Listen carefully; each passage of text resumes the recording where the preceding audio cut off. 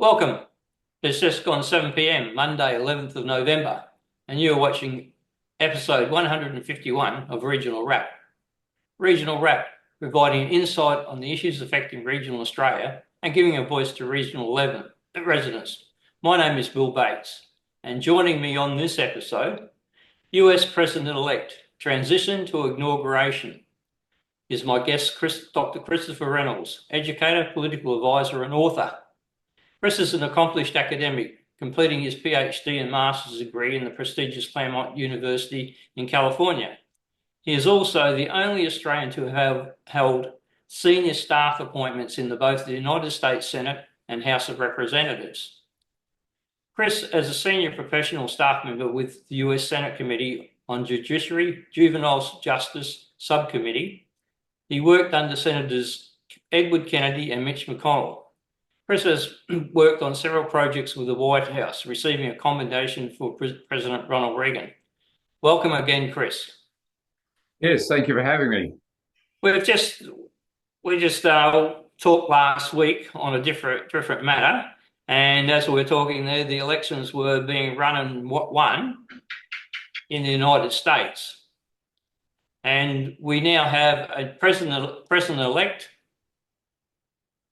And he, although he's won and been declared the winner, he actually doesn't take office until he's inaugurated on the 20th of January next year.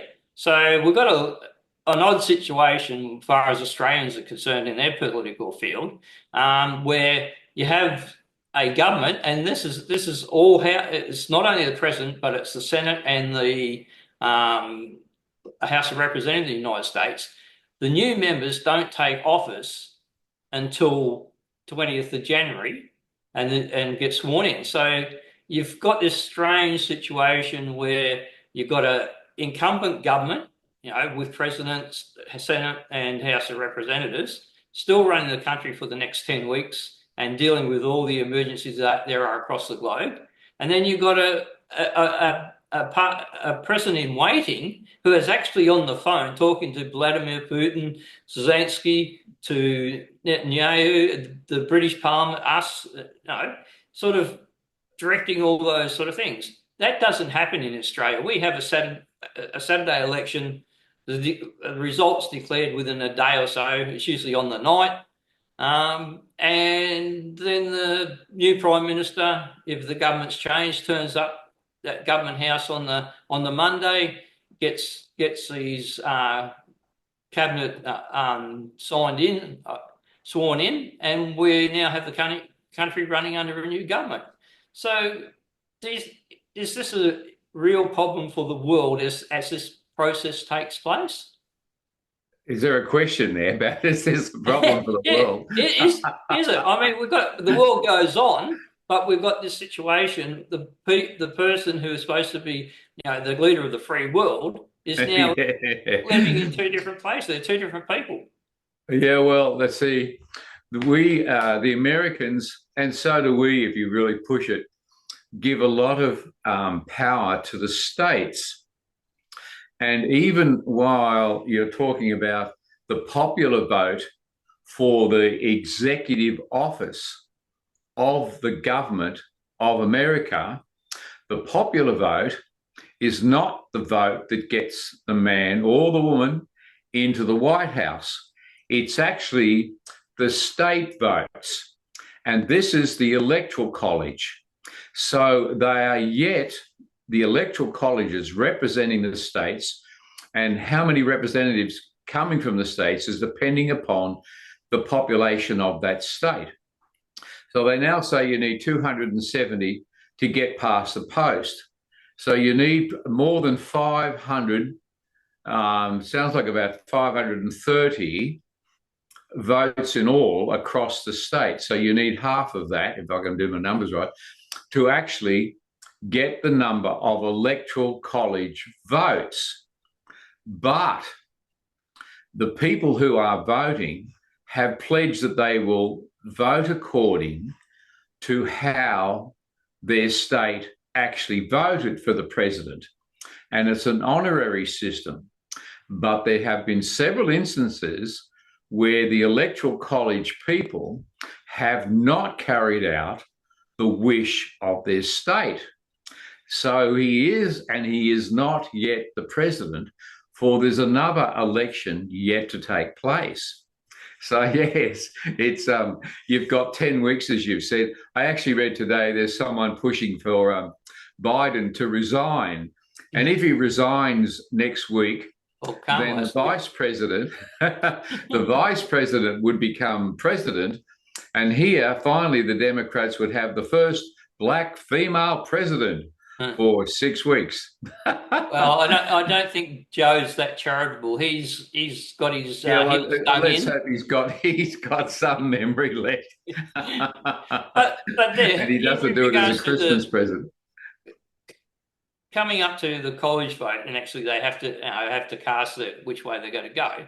But you said that sometimes they haven't voted. But do you think that would be a wise choice by people to go against people's expectations at the moment? And, what were the situations before when that happened? Were those people popular, or did they survive the next election? The big case is John F. Kennedy, and this is the one that's quoted quite often to just show how the system works. And John F. Kennedy was running against Nixon, and Nixon had been the vice president to the president. And along came this 40-year-old Catholic with the Democrats, and the popular vote, the difference out of millions of people was down to a couple of tens of thousands. It was virtually nothing. And so what actually happened in the first instance, now you've got these 8 to 10 weeks that you've just pointed out, is that several states immediately started cases in the court to overturn his election, which could be done again this week. The Democrats could start cases in the court to stop the validity of that electoral college voting. So the cases that were started both went down.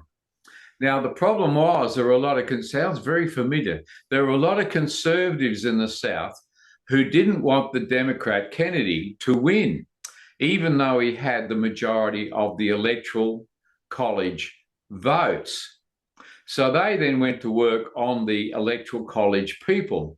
Now, there are a couple of states, although they had promised, as it were, that they would vote for the Democrat, they had not really assigned their votes, and Missouri was one, I forget the other state, and then Ohio joined in. So you had 3 states that were not going to vote for the Democrat or Kennedy. Then because Kennedy, and I don't understand this, but I sort of do, that Kennedy somehow was supporting what the Republicans thought were communist states, which you could make the same argument today and say the Democrats have been supporting all these left-wing organizations and countries, and the right wing wasn't going to have a bar of it. So they were working on places like Texas to give up their promise of voting for the Democrat and vote for a Republican. So it came down to the wire and that electoral college votes where they got to vote freely across the room as to who they were going to elect. Now, as you know, Kennedy got elected, but it wasn't straightforward. And this is the case because of the swapping of the seats of the persuasion of the party platforms.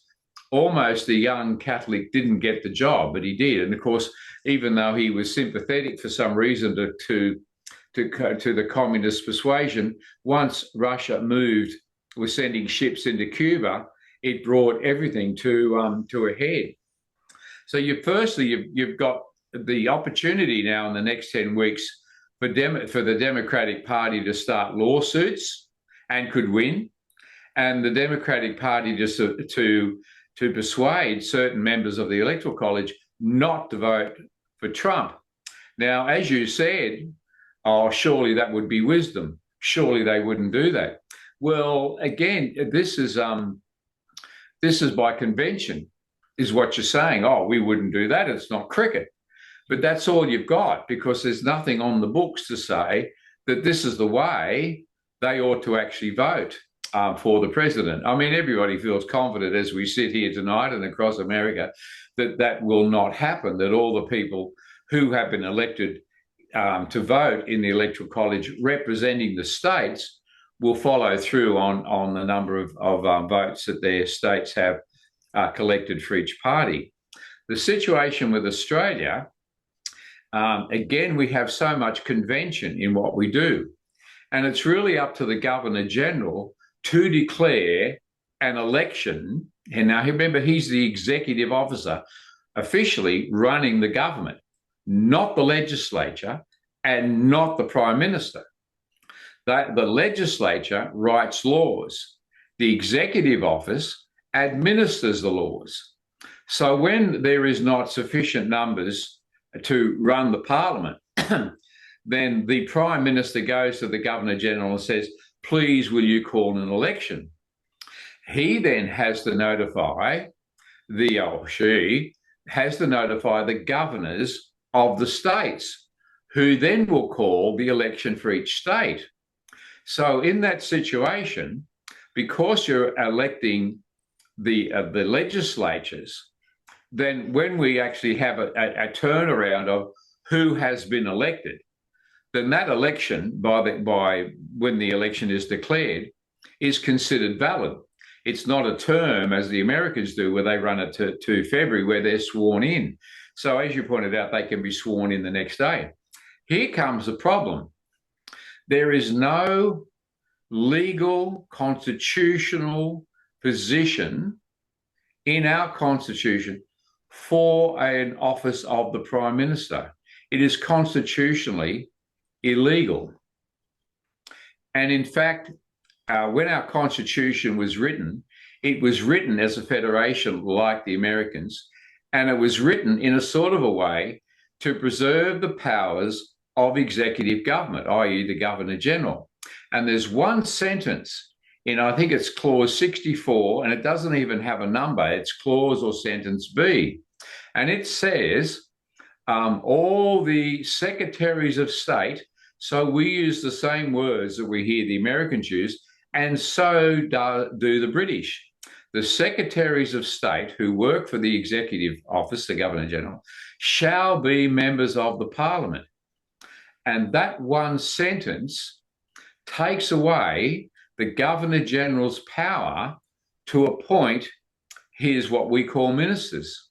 And so all the ministers who write the legislation are also sitting over the government, which is not the original intention of our Constitution, but that's the way we have it. And we fell back into this Westminster system.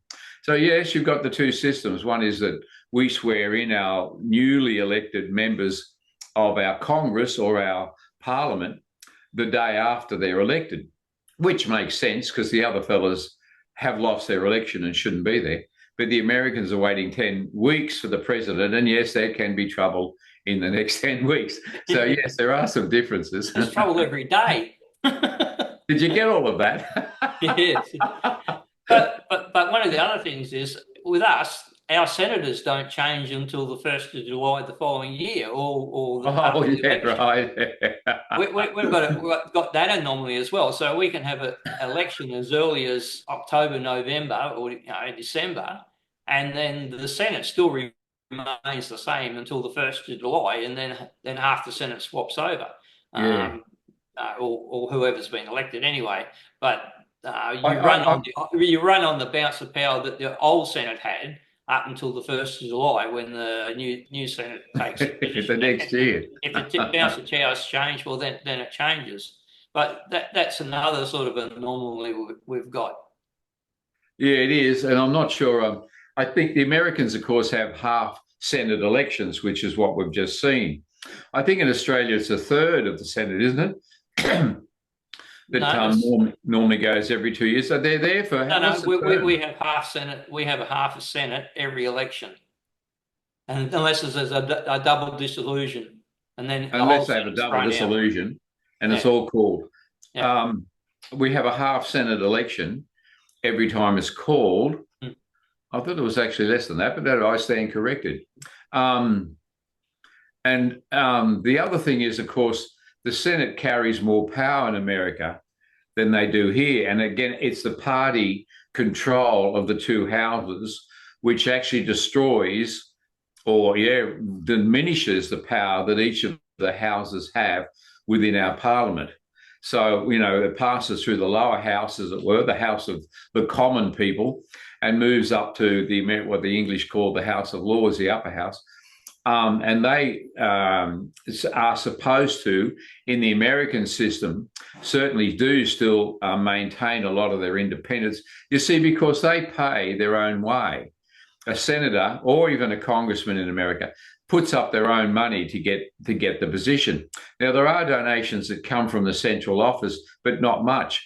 In this instance, in Australia, the party you run for owns your vote because they pay your way. And so you are obligated. I mean, you can get up and walk across and become an independent, as we see happen every now and again, because although the party bought your vote, they have no legal right to compel you to stay with the party because it's not in the Constitution. The parties don't exist.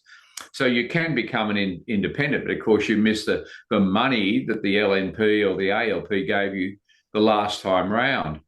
And so we've diminished the power of our Senate because the parties get to own the members of the Parliament, and so we're stuck in this sort of Westminster cycle. Well, our Senate has changed markedly since about the 60s. I mean, I think it's about 1962 or just before that. There was the last time we had a majority in the Senate by the same government. There was one other time Howard had, for a brief time, he had both the House of Representatives and the Senate. But it's more likely now that the government is a minority in the Senate. It's basically the growth of independence has come about. Originally, there was very few, and then we started with the Australian Democrats with Don Chipp starting to make inroads there. And although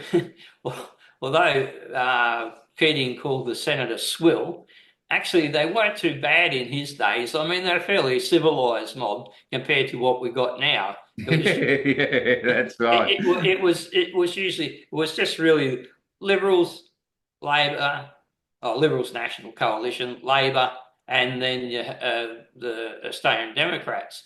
But now you got the Greens, and you got a few odd bods there. Now you got the Teal, you got Pocock. You got a situation now where there's 18 people on the crossbench. Neither major party's got a chance in hell of having a majority in the Senate. And if you want legislation passed, you have to deal with the Senate one way or the other. You have to either bribe some part of the crossbench in regards to allowing them to change your legislation one way or the other so it suits them, or you have to half sponsor one of their madcap ideas or something like that. So our system is pretty ordinary at the moment in regards to the legislation that's coming out of Canberra. Yeah, when it was set up, it had no mention when our constitution was set up in our parliamentary system. Even when we started in 1855 with the constitution for the New South Wales, well, it was actually an act of parliament, but nevertheless, it was a constitution for the New South Wales Legislative Council, and to institute a system of, it was sort of partial democracy that began in 1855. The other states then copied, but mainly William Wentworth had written and pursued through the British Parliament, and that is our constitution of the colony / state of New South Wales. Now, a very interesting thing happened because, as you're just pointing out, there weren't any parties and there wasn't any loyalty, and so there was all a constant conflict in our parliaments across the country. And I'm trying to remember the numbers, but there was a constant sort of voting for who would be the leader of the parliament. And I'm going to get this wrong, but you'll get the idea. It was something like in New South Wales over the next 10 years, there were 12 premiers in 10 years. And so they just couldn't keep stability within the parliament. They'd be running off to the governor, every few months to say, we want a new leader. We need more elections, because they just couldn't control who was even being voted the leader of the parliament. Victoria, I think, was worse than New South Wales. So in that sense, when the parties did evolve, and you're really looking at the 1890s or the late 1880s with the emergence of the Labor Party as such, that you saw some discipline in our parliament. Other than that, I mean, you look across the world, and I think Italy, I've even seen pictures of the Koreans getting up and bashing each other as fights break out across the room because there's no sort of discipline to keep them in line. The thing is that here's something that we often miss with the American system, that while the House, let's say, take an issue that I put up, and it was to do with missing children. And so the legislation wasn't initiated in the House or the lower house, as it is mainly here. It was initiated in the Senate, and I initiated it for Mitch McConnell. I wrote this legislation for him to do with missing children. Now, once it passed the Senate, it would then move back to the other house, as it does in England and Australia, for consideration in the other house. So it would get its normal mention, it would get its readings, it would get its debate, and it would get a vote. Now, if the vote goes against what the Senate has passed, then you'd think you've got a loggerhead that is not going to happen, as it does in Australia. But the Americans have this other convention, I suppose, where both houses, the Senate and the House, will select half a dozen representatives, and they will meet, senators and congressmen, and they will meet and work out what the difference is, what they can compromise on to actually move that legislation through. So I find that a very fascinating aspect, that where the two houses want something but don't want it as it is, they have this non-election sort of convention of working things out. I suppose we do here, you just don't hear about it. And then it will go back to the Senate and back to the House before it moves to the executive. Now, here's another really interesting thing. It passes the House, it passes the Senate, it's on its way. In Australia, of course, it would go down to the Governor General, and it's only 2 weeks, 3 weeks ago, that I had a conversation with our previous Governor General on this issue, Sir Peter Cosgrove. And he and I were talking about how in Australia, the Governor General has been reduced to just a cipher. That is, he does what he's told. So I remember every Thursday or Thursday evenings, the legislation that passed through the New South Wales Senate House would go down to see the governor, and over a glass of wine, he would sit there and chat and say, "How was your week?" And he would simply sign off the legislation that had been passed. And it's the same on the federal level, not in America. When it gets to the White House, if the president doesn't like it, he just says, "No, I'm not going to sign it." Now, for many years, it was a real problem. But there is something now. They've got some checks and balances that if it goes back to the Senate again and comes again, I've got a feeling there's something they can do. There's certainly a check and balance now on the president starting a war. You see here, if we declared war, it would be the Prime Minister on behalf of the House, and the Governor General would say simply here, as we declared war. Well, who's we? It's the Prime Minister and his party. I don't know whether they'd even debate it. Not in the United States. The Vietnam War was started as a police action by the President of the United States, and the Congress and the Senate had nothing to do with it. But they've changed that now so that the president doesn't have that policing power because he's the commander-in-chief of the armies, the armed services. So the Senate and the House now have the power to stop him from just carrying out a war in the name of policing action. So you can see there's similarities and there's subtle differences in the way the two systems work. One thing about Australia's constitution, I've just read it again the other day, and because I thought it said a little bit more than it did, especially in regards to state rights and rights for people. But really, there's nothing in there for the people. There's nothing protecting his freedom of speech, nothing protecting his freedom. There's nothing there. There's a lot of process in regards to how the Senate will form, how the House of Representatives will form, how the judicial system, and then it's got a few things in regards to the states and how they operate and what areas they operate and who has what power, sort of thing. But there's really nothing for the people, and I find there that, isn't. and So I find that very surprising, considering we had the advantage of being coming along a lot later, say the United States, which had started having its amendments and bills of right. Also, the French Constitution was a little bit more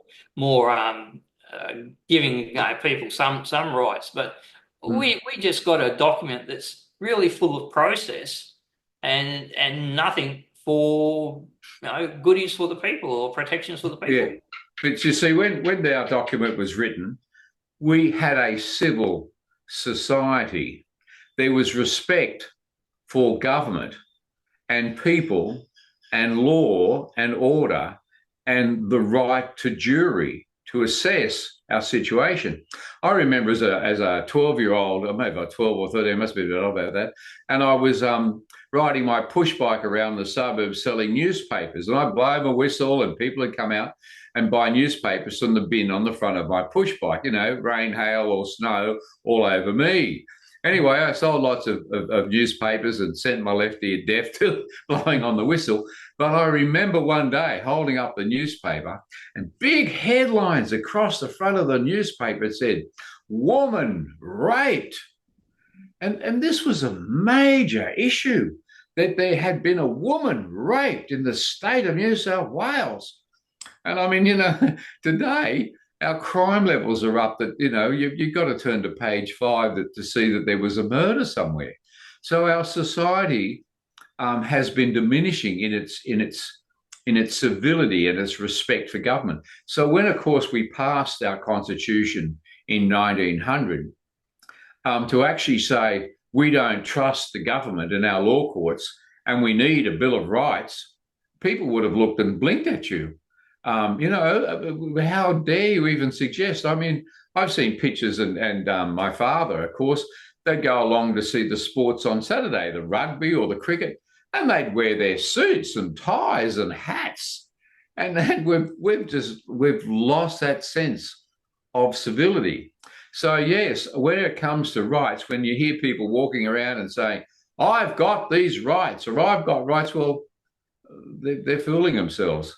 Rights are actually given to you by law. Now, of course, there are laws that would say you should do this or you can't do that, but there's also responsibilities that are written into laws, like caring for your children, just to pick on something. A family has a responsibility to care for their children, obviously.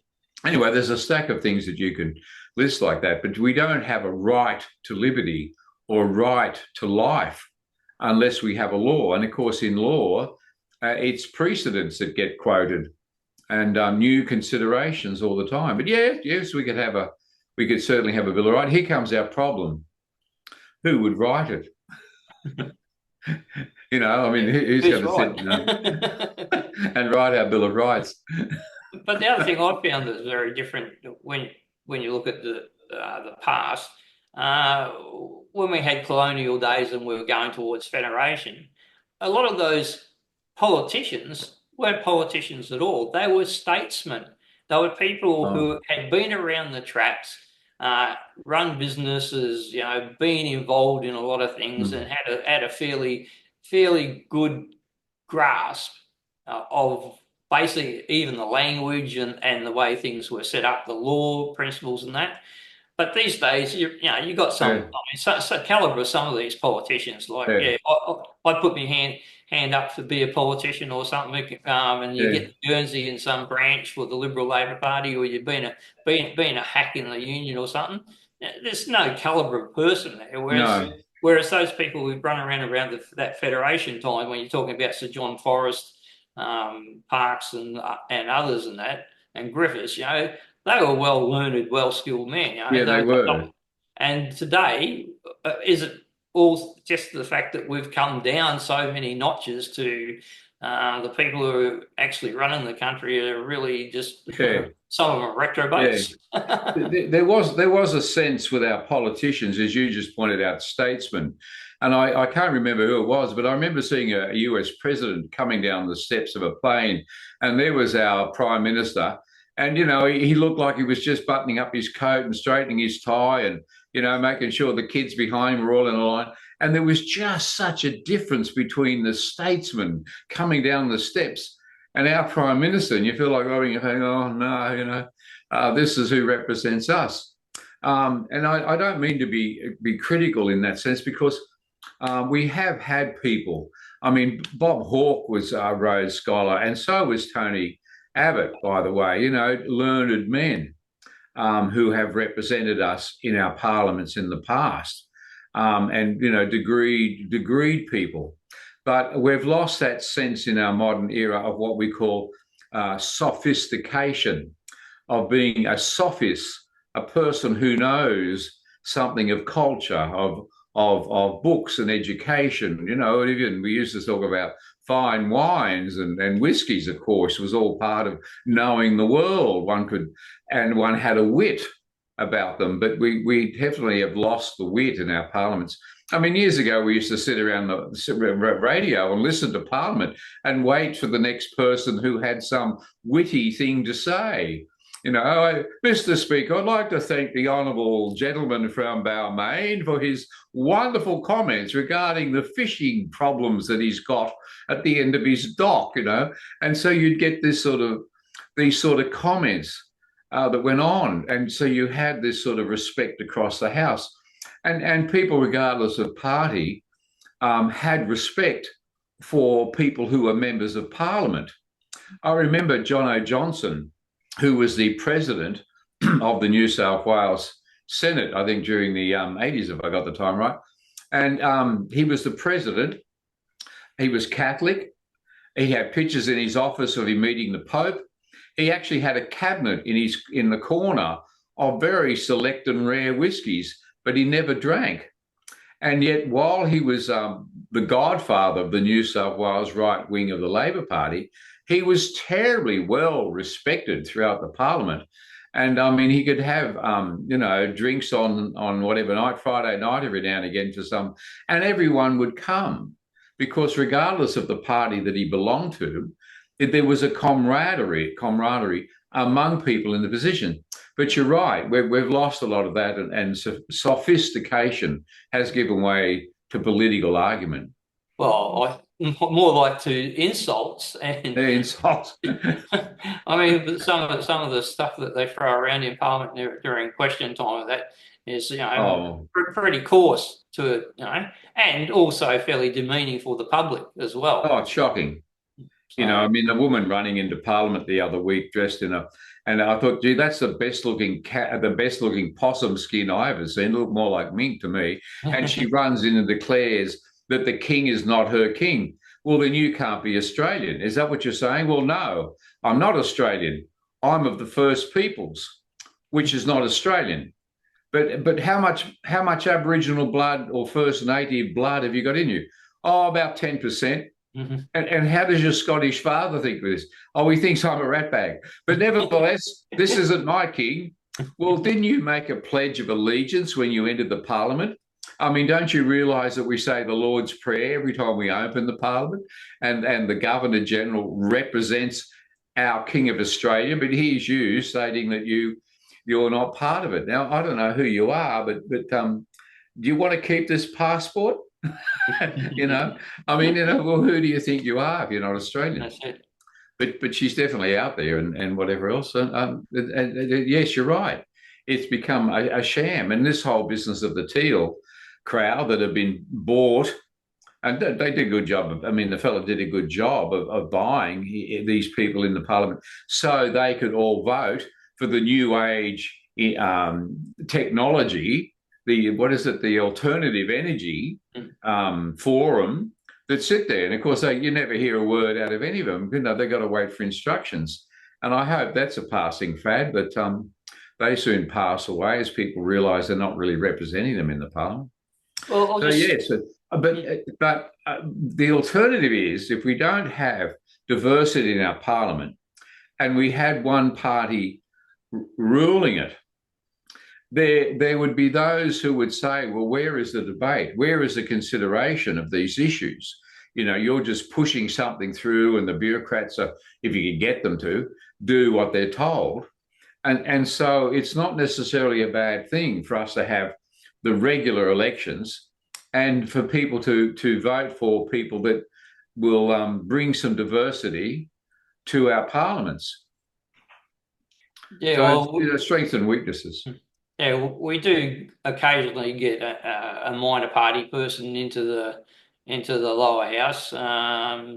It's not as common. It's not as common as in the upper house because the upper house system is a quota system across the whole state.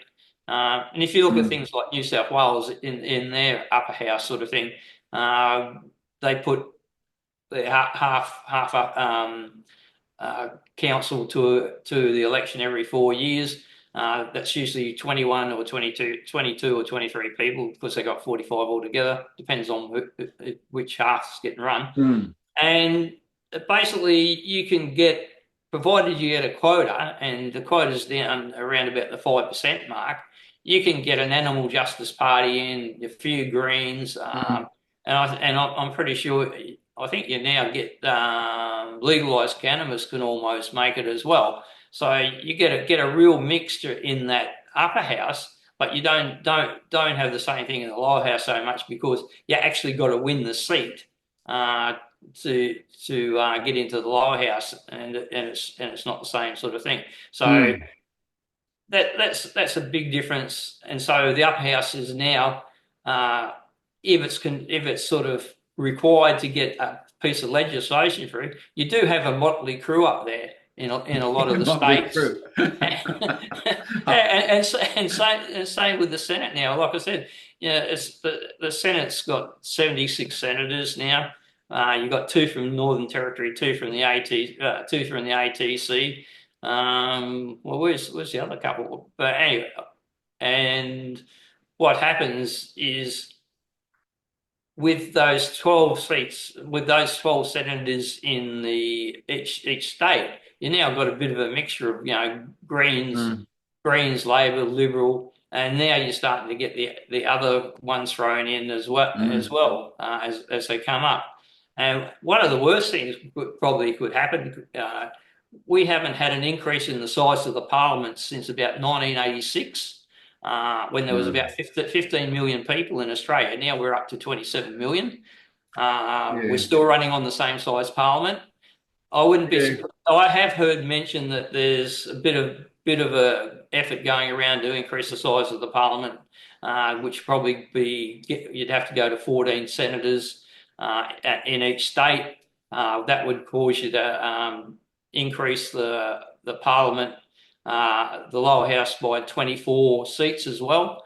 But then with the biggest Senate, you now bring the quota down, and these minors are going to have much more of a chance to get in. So you could get the vegan party in, the one vegan party, one marijuana party, one this, and it'd be a real dilemma in regards to what's going to come out of that federal parliament. I think I don't agree with us increasing the size of parliament. We've got enough parliamentarians as it is. I'm sure everybody would agree. Our bureaucracy is just way out of hand. I thought I heard a rumour that Albanese, our Prime Minister, has hired an extra 65,000 people to work for him in Canberra. I mean, if it's anywhere near that, that's insanity to bring on so many more public servants. But I mean, if we did the numbers and had a look at what the House the House of Representatives, I used to know the numbers. 218, there are about 450, I think, members in the of US. the Congress, US Congress. What have we got here? You just mentioned it. How many We've got members in our it's House? set at about 150. That's actually Yeah. 151 at the Yeah. moment. So we got 25 million and they got 270 million. But they've only got 100 more representatives in their House than we do. I really don't think there's an argument for increasing the number of people in our federal or state parliaments. They need another secretary or more assistants to handle the letters or what they're doing. I mean, you've got to question what work gets done by the number of MPs, members of parliament that we elect. You see, in Queensland, the parliament only sits 40 days out of 365. I mean, that's a month. That's all they sit. So, I mean, who's writing the legislation? It's not the MP. What are the ministers doing? They're handling the administration of the departments, I suppose, as the bureaucrats bring things up and say, Minister, we need this done or we need that, or they're going to various events. So do we really need more people that aren't legislators as such to be in the legislature?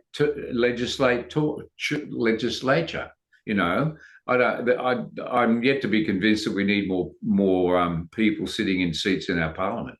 Oh, I don't think it would go down well with the public. And the other thing is, no, I don't. I don't think so. Most of the backbenchers are basically not doing much anyway, and they're fighting each other to get on committees. And it's fortunate for the people in the opposition as well that they do, and even the independents do get Guernseys in these committees and get a few extra bucks.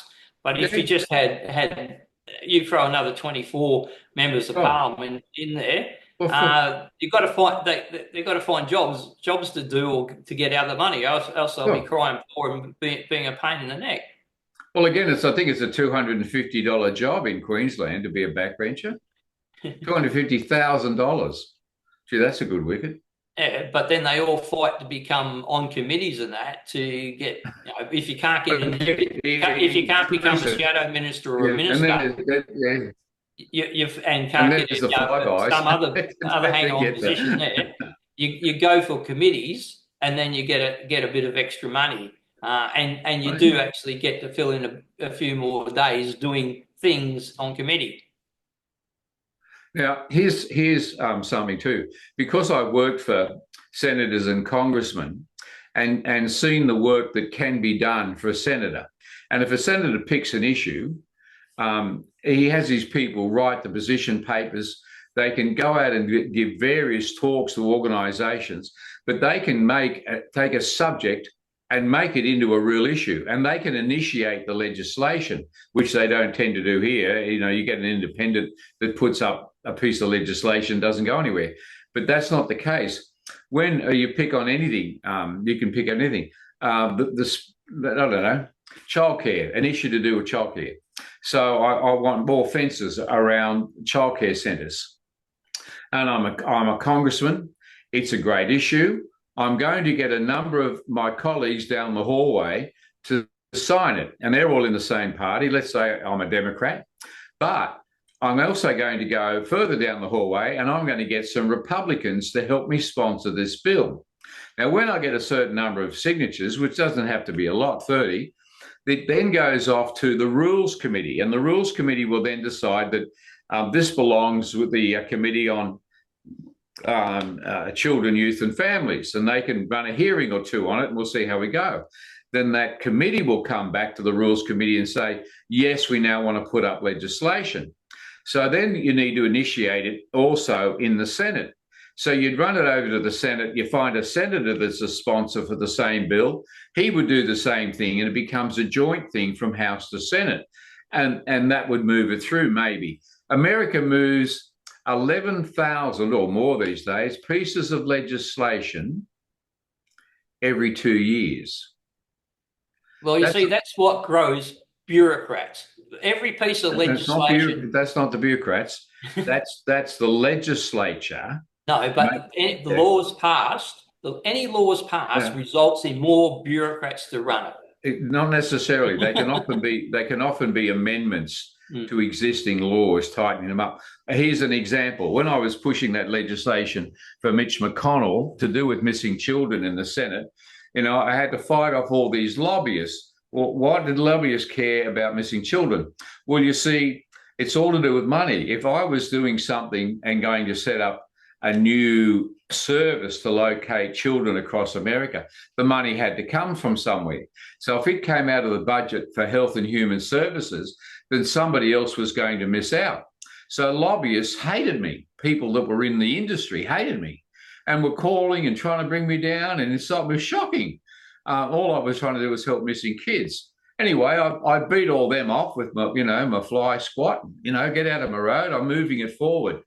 And the night before it was set to go through, the phone rings, and it was literally the head of the FBI calling me. Now think about this. What would you do if the head of the FBI was on the phone? And he says to me, I think his name was Walker, Webster. And he said, now, Chris, I can see you've got this legislation and you're going to do this, and it sounds all very nice that you want to put computers into all the police stations to go tracking where the missing kids is. But there's a little problem with it. And I need you to change this sentence in the legislation. And I said to the head of the FBI, if you think I'm going in there, I was 33, if you think I'm going in there to talk to my senator again and tell him about another change, I'm not going to do it. I mean, at the fights I've had to get this far, I said, the only way I can do this for you is if you write me a personal letter requesting what you want done. So he said, all right, got off the phone, wrote me the letter, sent it across to me. I then went down and got the legislation changed by the people who wrote this stuff, and then went up to Senator Mitch McConnell. And of course, when I said we need to make a change, he hit the roof. And so I quickly whipped out of my back pocket the letter from the head of the FBI saying he really wants it done, So you can see in that process that there's other parts of the process that influence what goes forward, where here it doesn't. And that piece of legislation didn't employ anybody extra. It did actually brought on computers for all the police stations. And maybe you've also seen of the missing children on the cartons of on milk cartons. Well, that was all my work too. So that's still going on. So many, tens of years later, they're still putting the pictures of missing kids on the cartons. So that all came out of that same experience of trying to do something. So you can see it was a bit different, where I, as the staffer, was doing all the work. I had to fight off the bureaucracies. But when the top guy, top fellow from the FBI, so you can see it's far more interactive, where someone could get to me and I can make the changes. And the senator was basically it was his legislation and he knew what was going on, but he wasn't answerable to the Republican Party for pushing that legislation through. Where he would be here. You see, he wouldn't get it through unless the leader of the party that it was in gave permission for that legislation to pass. Just going forward now for Trump. Trump. Turn on Trump. And Biden. We've got a lot of stuff in the United States where there's executive orders from the president, basically, and there's a lot of action by the bureaucrats based on those directives. How easy is it to roll? Do they just die with when that president goes out, or they have to be reinvented? They do. I'm not sure what the clause is, but all the people that have been working for the president to get him elected, there's favors to be handed out, and it's not just favors. But when Trump comes in, he's going to appoint people that he trusts in charge of most departments, and they call them level Cs. So with a new government comes new heads of government bureaucratic departments. And yes, those level Cs, which are underneath the Secretary of State, would then come the people that are running the different departments, the level Cs. And then the Secretary of State with these people will then decide what they're going to do. See, here's something. When I was studying in philosophy and politics, they would talk about the different models of knowledge and how systems work. And we have moved since the 1930s to running bureaucracies, and they call it systems theory or functionalism. Now, the image for functionalism is this growing tree, like a bureaucracy just keeps adding branches and adding branches as it continues to put on another committee and another department. And eventually another political party will come in and want to go clipping it all around, which Trump's about to do. So he's about to go clipping it all, and the next lot will come back. And so particularly the Labor Party, the Democrats, like seeing the tree flourish with all the bureaucracies. I don't know what that's for, but it likes spending more money on benevolent sorts of things, on welfare of the country, and that grows all these bureaucracies. So we're going to see a severe trimming of the bureaucracy and a trimming back of the powers that the bureaucracies across America, actually the federal government bureaucracies, currently wield.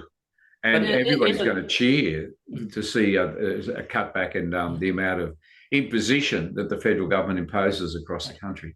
But isn't some of that bureaucratic growth also feathering the nest of over here, grow the bureaucrat helps the Labor Party, grow the bureaucracy over the US helps the Democrats, because they're naturally the people who are in the public service. I mean, I think the the percentage of registered Democrats in Washington DC is 92% of the voters. Yeah. So you're sort of really investing in putting your party's influence through the bureaucracy.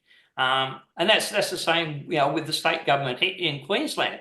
They've after Anastasia won the last election, the bureaucracy, public service, and that grew by 45,000 people. Okay. But a lot of that wasn't front line. A lot of that was, like you say, consultants and sort of managers and sort of whatever. But it certainly wasn't necessarily front line folk. Now, when Trump comes in, will it be easy for him in regards to the stuff that hangs off the end of executive orders? There's a lot of stuff in the environmental field and stuff like that that's only hanging in there because of presidential executive orders. Can they be cut?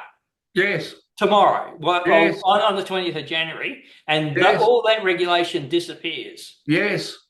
I mean, you might remember when Biden came in, that his people had prepared him a stack of blue books. You remember that picture of him sitting there and him taking his pen furiously to sign all these orders to get over what Trump did? Well, now Trump's back. What I bet he does is get another pile of blue books and go through and get rid of them. Now, I mean, what's he going to do about the wall across Mexico? I mean, that's sort of like before breakfast, isn't it, on day one, where he's going to reinitiate money to get the wall done. And he said, getting rid of these people, don't ask me how much it's going to cost. We're just going to do it. And I don't know whether they're going to sort of put them on planes or trains or automobiles.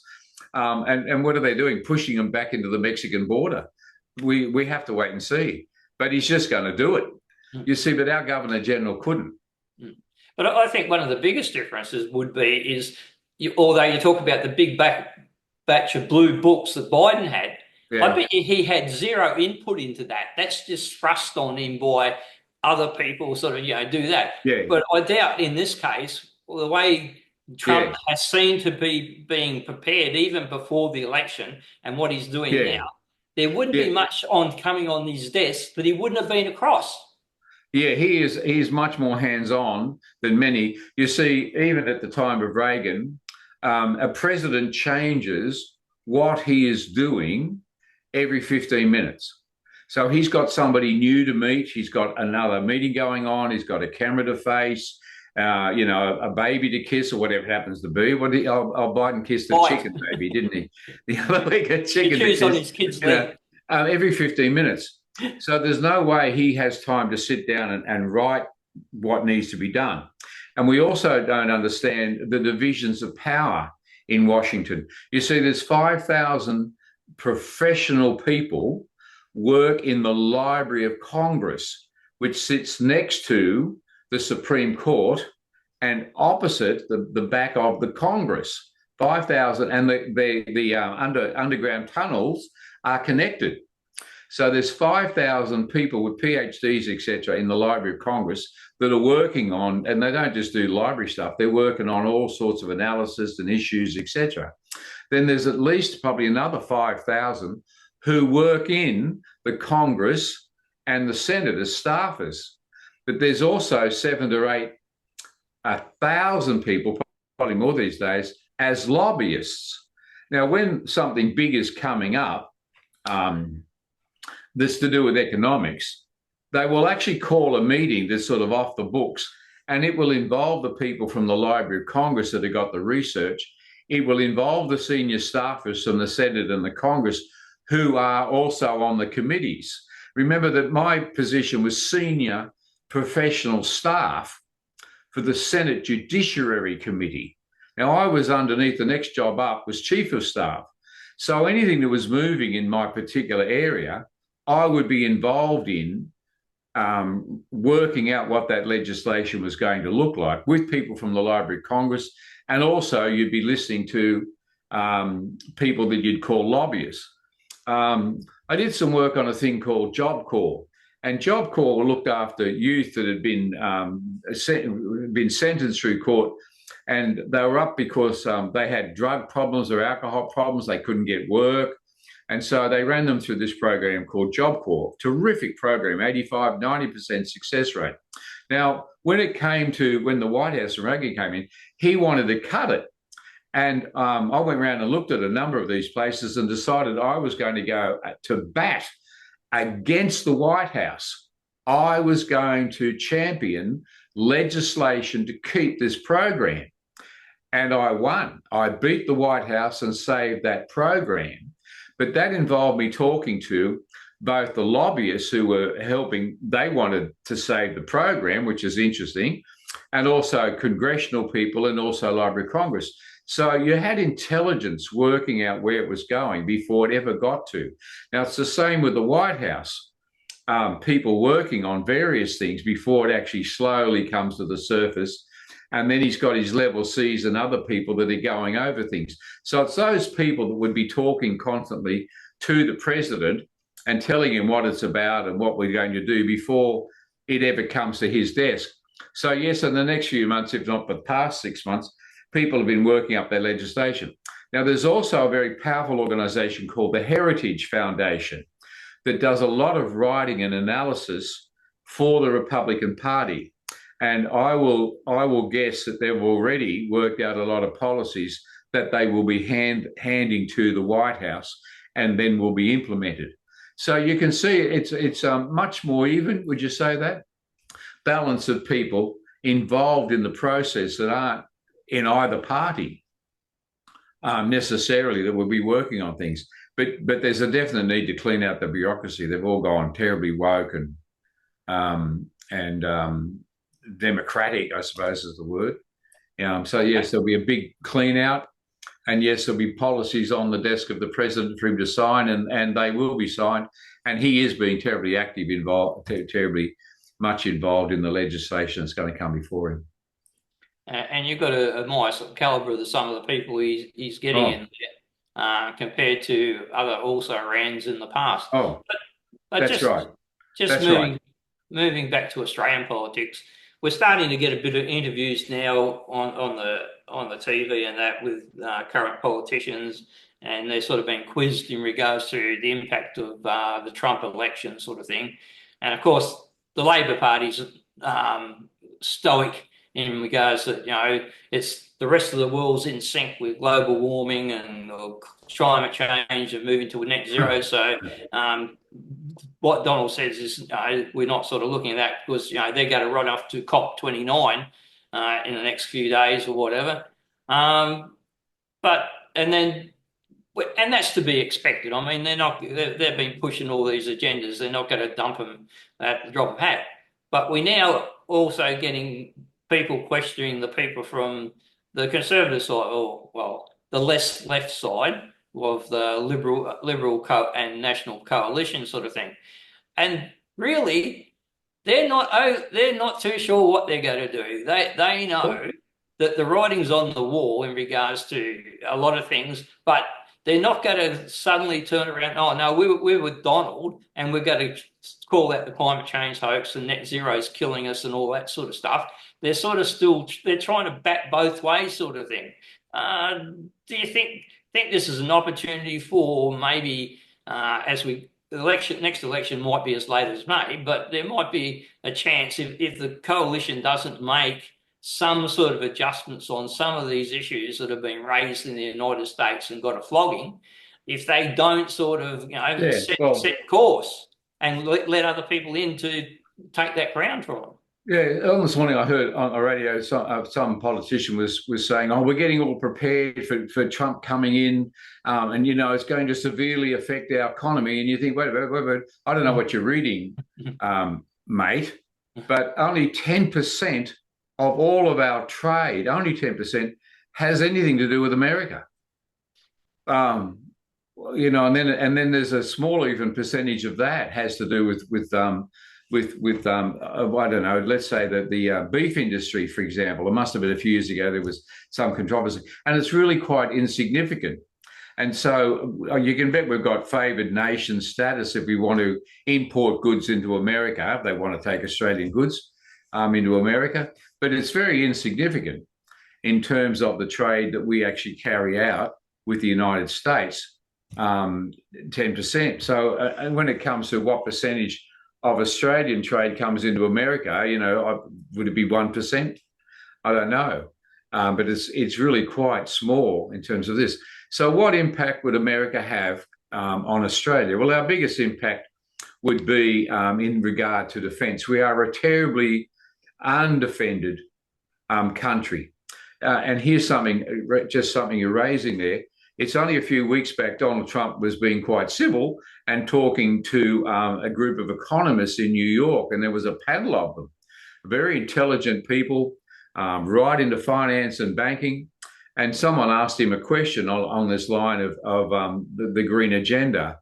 And Trump very civilly said to them, the young people need to be more concerned about the possibility of nuclear war than being concerned that an increase in gases in the atmosphere is going to bring the world to an end, because the priorities are just wrong. And I mean, and he's so right. And we're on the edge of the Asian theatre here, with China wanting to do more expansion into the Pacific, and certainly thinks that it can flex its muscles. So we are on the brink of a very dangerous part of the world. And we need the AUKUS business because we have so neglected our own defence for decades and decades for both parties. And what is it? Is it 2%? Donald Trump was saying to the Europeans the last time he went around, with NATO, he said, you promised to put in 2% of your budget and you're not doing it. So give me a call when you're ready to participate financially in this operation. And I think with Australia, we are, again, not even putting in 2%. We spend, of course, you can say naturally, a good percentage of our money on, 1/3 or nearly on education. I think it's about there. And we spend a tremendous amount of money on our welfare, but very little on defence. And our defence, I think there was another article came out today about how terrible our defence forces are in terms of their equipment. And so, yes, what effect will Donald Trump have on Australia? It certainly will say something in terms of a conservative agenda, and give people a sense of pride that we don't have to put up with the divisions in our nation on all sorts of things. And I mean, I don't want to get political and talk about the gender issues or Aboriginal issues, which we sort of settled in the divisive issues with the voice referendum. But there's a number of issues out there that are very disturbing to loyal Australians. And I think with the Conservative government coming in America, it's going to give a bit of strength, pride, to people to sort of say, well, no, we're not alone. We can actually have values and stand up for things we believe in.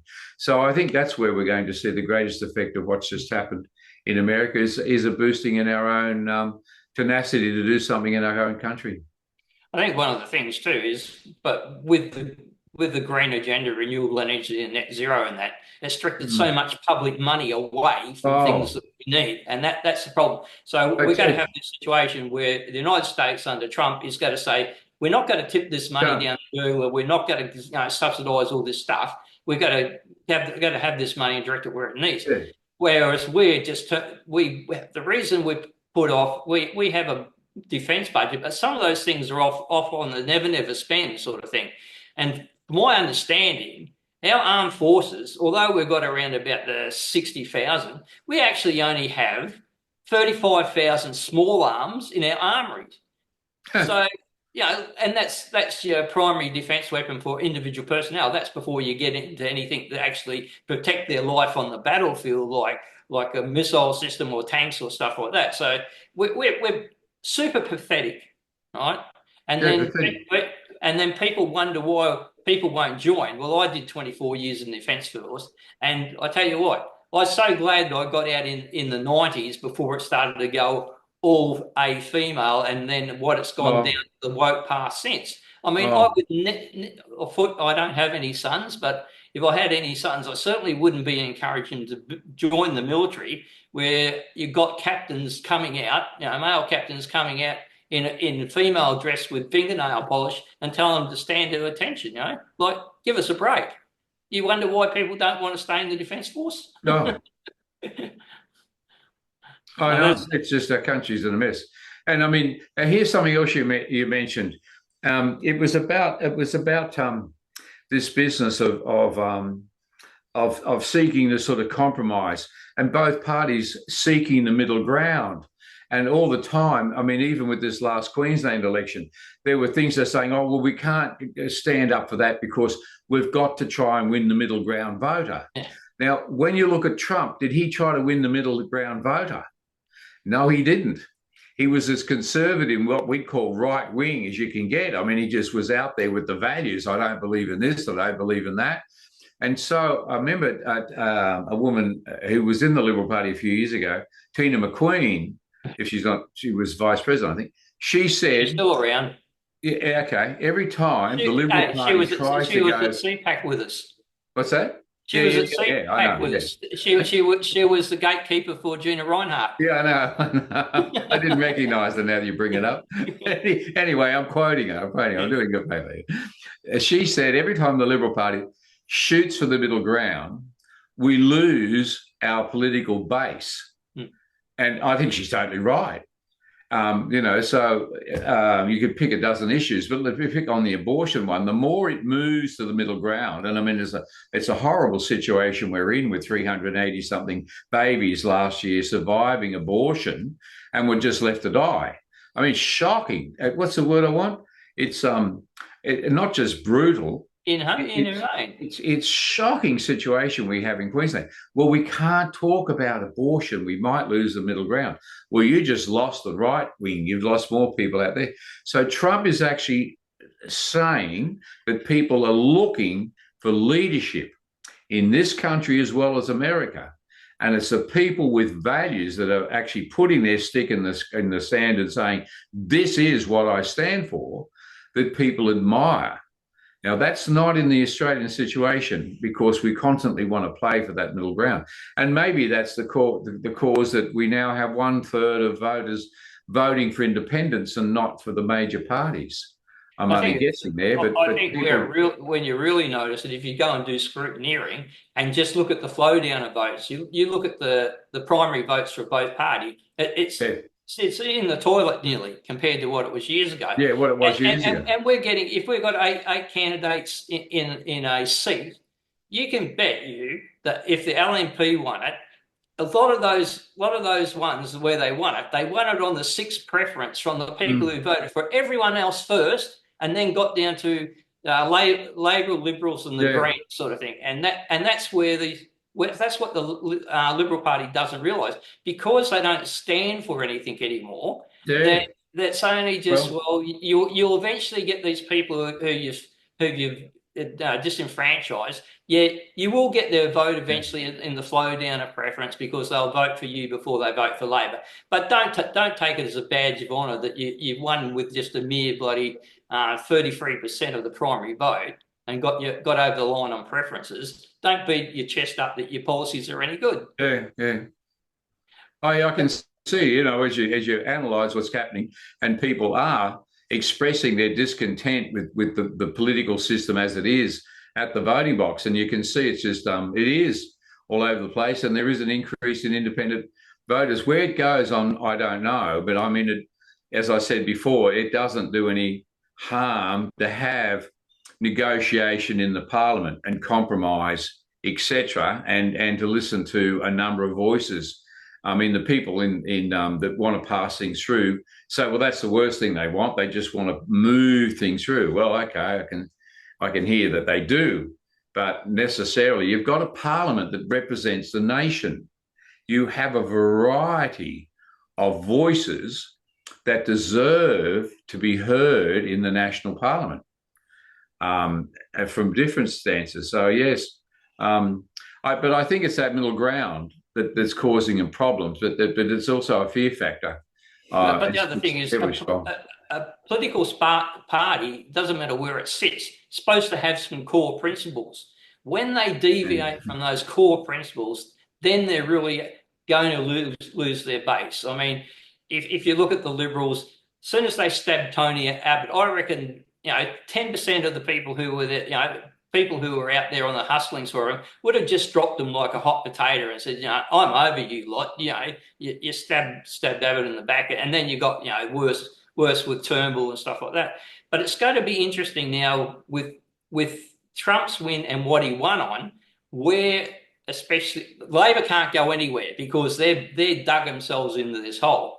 Oh. And it's going to be interesting to see how the Liberals and National Party and the infighting's already there's now a bit of a difference now between the Nationals and the Liberals on net zero and stuff. The Nationals are going to push against net zero. So it's going to be interesting whether there's going to be some different thoughts in there. But I think the other problem for the Liberals, they've got so many entrenched wets and they've put people there on issues and popularity. I mean, where do you come from? On the Gold Coast, do you? Yeah, I'm down here on the Gold Coast. Well, you just, I won't overly talk about the character too much, but you just endorsed for the federal parliament down there is a guy, right? They've just endorsed. And really, if he represents the values of the Liberal Party, you can go and jump in the lake because he ain't. He's no value of the Liberal Party. But that's the thing but he has that appeal for all that middle ground and those do feel good things. So they've endorsed him. But if they're going to run to the election with a whole lot of those people and their views, I don't think they're going to win over too many of the people, especially in the mood they'll be in after seeing Trump's win. Yeah, you see, when the Liberal Party, as you said, endorses, it's coming from the regions. So here's an example for this region that I'm in. They just elected a new candidate for the federal seat down here. And there were like 6 people were going to speak before these several hundred people in the room. Now, they got up and gave a 5, maybe 10 minutes, I don't think it was that speech. But I didn't get to hear, what do you think about these major issues? Abortion, the greenie thing, the gender business that's going on with pushing genders in schools, where you think, what's your views on education, as well as crime and welfare. There's a stack of things. Now, I didn't get to hear them having to address those issues. So I don't know where they stood. I don't know if they're conservative or what they are, on all these issues. Now, it just so happened that the fellow that got it had gone out and lined up 145 people to join the party quietly and they all showed up for this vote for him to get elected for the federal seat. So what do you call it? Branch stacking. I think that's what it is. So he got that he got elected for it. Now, as one woman said, well, that was rather enterprising of him, wasn't it, to just secretly go out and line up 145 people? I mean, with the local branch meetings, they get about 20 people or so, 30, a bit more sometimes of these meetings, and that's it. So it's a long way from the hundreds of people that showed up to vote for him. Now, all right, he's now got that position, and let's see where that goes. My point was that in that presentation, I don't know who was a conservative or what their values were. There was no opportunity other than the little talk that they gave. So, yeah, even within the party, you don't know who's getting elected. But then it also becomes part of the party line too. They'll just follow the party line. So you're not going to get much, other than maybe talking about something for the local sports oval or the local school or some other bit of garbage. Yeah. You won't get any core information out of in regards to principles sort of thing. Look, now having said that, I've got to throw something in. In the times that I've talked to Peter Dutton, you can only come away with respect. He's a man that does have strength and he does have convictions, and he's certainly got strong opinions on a number of issues. And he certainly does come over like a good upper Australian who does believe in our basic values. Now, I don't know to what degree he's caught up in the machine and how he is going to be able to express those values when he becomes Prime Minister. But you can bet that he's going to have a lot to say about immigration and defence if he gets the job. And I think he's got some good core values, and he's certainly got the strength of a person to carry the job. And he knows the system. He's been in it for years, so he certainly would understand what the job requires. And hopefully he can see some of his values expressed in the Parliament. I suppose the warning to him, though, is he better do a good head count in regards to how many wets are in the party, because it's like Abbott. He got him from a situation where from 2007 to the next election, he only missed out by two seats, changing turning Gillard into a one-term government. And it was only Oakeshott and Windsor that, guys who come from conservative seats, basically, of New England. I think the other one was Dobell sort of thing, which should have stuck with the Nationals or whatever, that changed that. And then when he did get to the 13 election, he won by 25 seats. But look at all the white ants that came out, right, and stabbed him in the back and installed Turnbull. Dutton ought to do a real good head count in regards to what the caliber of people that are incumbents and the ones that have been nominated, because I think there's a lot of people in there who still run on the woke agenda and the green agenda and all things completely unprincipled. So that's my warning to Dutton. Anyway, I think Trump's certainly going to be, a breath of fresh air. He certainly. I love how they finish it. I mean, you can work out the strategy of a campaign by the slogan they choose. What they're actually precisely going to do, where they raise their money, what their message is, their presentation, who they're talking to, how they go, all based on a slogan. I mean, years ago, you remember Clinton had, "It's the economy, stupid." Everybody seems to remember that. And so I could rebuild his whole campaign from that one sentence. With Donald, of course, it was "Make America Great Again." Well, that's focused on the nation. It's focused on the people of the nation, of pride, make America great again, get out our flag, etc. And seeing some entrepreneurial growth across the country. In the last week or so, I noticed that they came out with a different one. Trump will fix it. And I mean, that's terribly egotistical for a campaign to actually say, Trump will fix it. But it was now at the point that this wasn't a campaign on parties or even principles. It was a campaign to do with personalities And it was a campaign that gives Donald Trump the mandate to do what he wants because, as they said, Trump is going to fix it. Trump will fix it. So, you can then build the campaign back from that. It's going to be fantastic to watch how they actually affect the entrepreneurial shift. Years ago, when Reagan came in, the Heritage Foundation did him a major paper called Supply that became known as Supply Side Economics, where the emphasis was on growth and supply, not on benevolence and welfare. And I think we're going to see that again. It's absolutely unbelievable that the richest man in the world, Elon Musk, has teamed up with Donald Trump. And they're talking about changing the financial systems and Musk getting a special job in the White House to do with efficiency and cleaning up the bureaucracy. I mean, this is going to be incredible. And the people that have joined beside him are just amazing, as you're pointing out.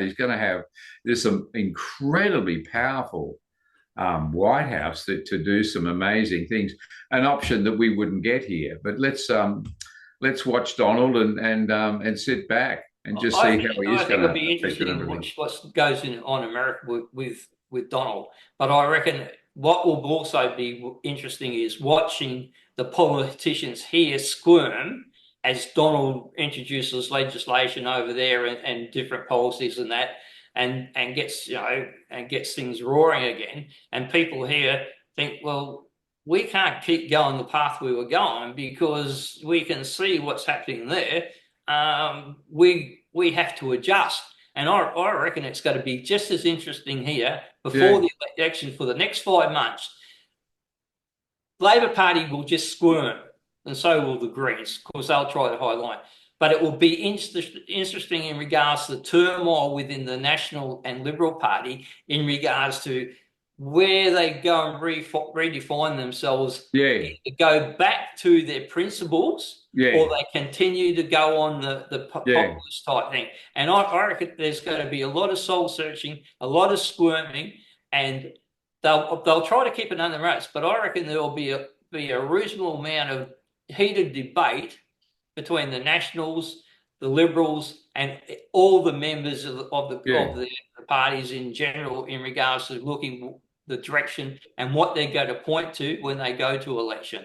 Because I can't see how they cannot address some of the situations that Trump's addressed and won on. I think there's your point, is that Trump is going to affect the philosophical and theological approach to our world. He is going to, in what he does in these next few years, affect the way the world does its business and thinks about the way it does its business. It's going to be an incredible phase to watch. He's definitely the comeback kid, and of course, him missing a bullet by I don't know what size, a millimeter or something. You've got to put that down, and certainly history books in the future will talk about the day the president survived assassination. It's incredible. Anyway, we've gone for a long time, so we better wind it up. But we'll have a quick discussion after. If you can just hold on the line, unless you've got a couple of notes just to finish, quick notes to finish up on. No, cheerio to mother. Okay, just hold on the line. I'll introduce Wednesday night show. If you like tonight's show, please like, share, and subscribe to our Facebook page and our YouTube channel. Wednesday night, we're back. We should also say something, if I may, about the book that's behind me. I mean, the business. We're going to do another episode on that one. All right, okay. Just still, if people are interested in what I'm saying about politics and how this relates to the beginning of the Australian settlement, and how British politics unfolded in this country, and even about our constitution. How did we get one? Who were the players? Where was the money? Whoops.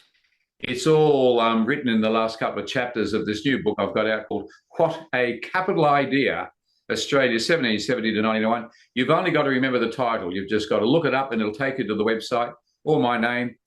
Get on the website and you can purchase the book. and it'll be mailed out to you within the week. What a capital idea, Australia 1770 to 1901. Thank you. Right, yeah, that's a good plug for you. We have put that on our Facebook pages and that, and we'll be coming back to that topic in the next few weeks, I suppose. Yeah. Yeah. So You've also got, well, I was starting to read about the first settlement until I remember that we're going to do the American business. You know, how did it all get going, and the people, and this business about La Perouse, and he actually, on those two ships, this is a side point, one of the captains on the two ships that La Perouse was on, he was actually Irish. And he came over to talk to Arthur Phillip, you know, walk through the bush and whatever.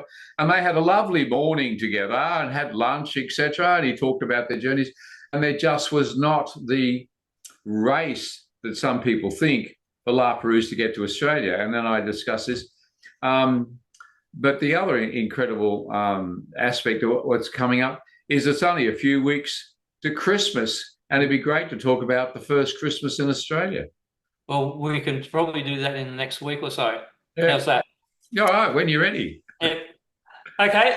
This Wednesday night I'll have Michael Darby on, and we'll be talking about Western Australia and is it at war with its regions. Western Australia government has used its financial support of the West Australian Conservation Group to fund their environmental justice office to fund court cases against Western Australian industries from logging to live sheep, and ending those along with the help of the federal government.